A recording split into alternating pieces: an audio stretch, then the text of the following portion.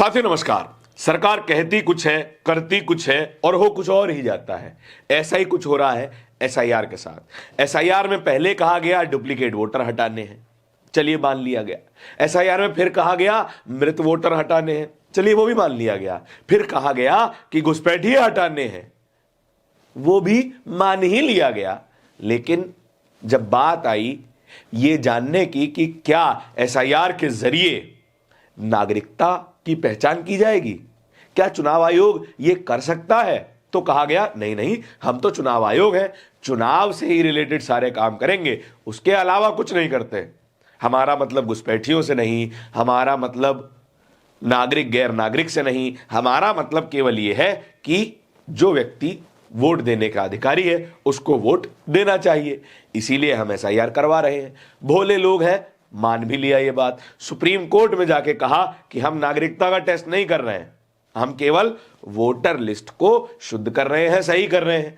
Supreme court नहीं मान लिया। सुप्रीम कोर्ट ने कहा कि जब तक एसआईआर के विरोधी पक्ष यह साबित नहीं कर देते कि एसआईआर चुनाव आयोग के कार्यक्षेत्र के बाहर की चीज है, तब तक इस पर रोक नहीं लगाई जा सकती। चलिए यह भी मान लिया गया। लेकिन एक ट्वीट सामने आया बीजेपी फॉर दिल्ली के ऑफिशियल अकाउंट से। क्या कहा गया है यह आपको जरा पढ़ के सुनाते हैं। एसआईआर राष्ट्रहित में है।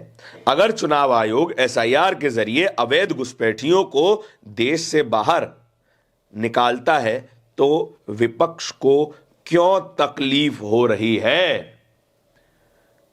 यह जो घुसपैठिया शब्द है, इसकी परिभाषा क्या है, यदि कोई चाहे तो कमेंट सेक्शन में समझा सकता है।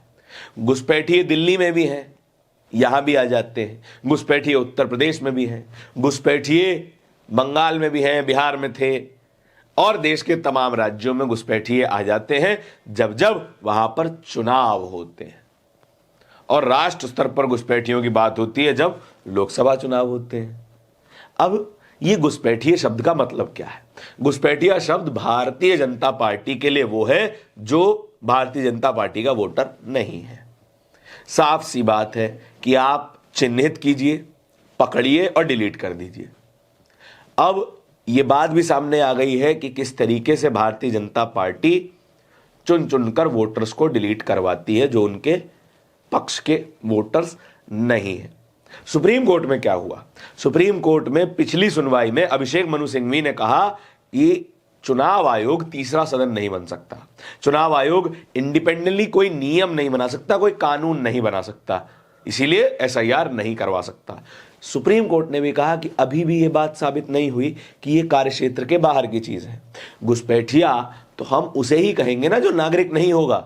नागरिकता की पहचान करना यह चुनाव आयोग का काम तो नहीं है, यह एमएचए का काम है। एमएचए यह काम कर नहीं रहा, तो क्या एमएचए और अमित शाह चुनाव आयोग के जरिए नागरिकता की पहचान करवा रहा है, घुसपैठियों की पहचान करवा रहा है, तो फिर एसआईआर पूरी तरीके से गैर कानूनी साबित हो जाती है इस ट्वीट के जरिए, क्योंकि घुसपैठियों की बात हो रही है, घुसपैठियों को चुन चुन के बाहर निकालने की बात हो रही है, वोटर लिस्ट से बाहर करने की बात हो रही है।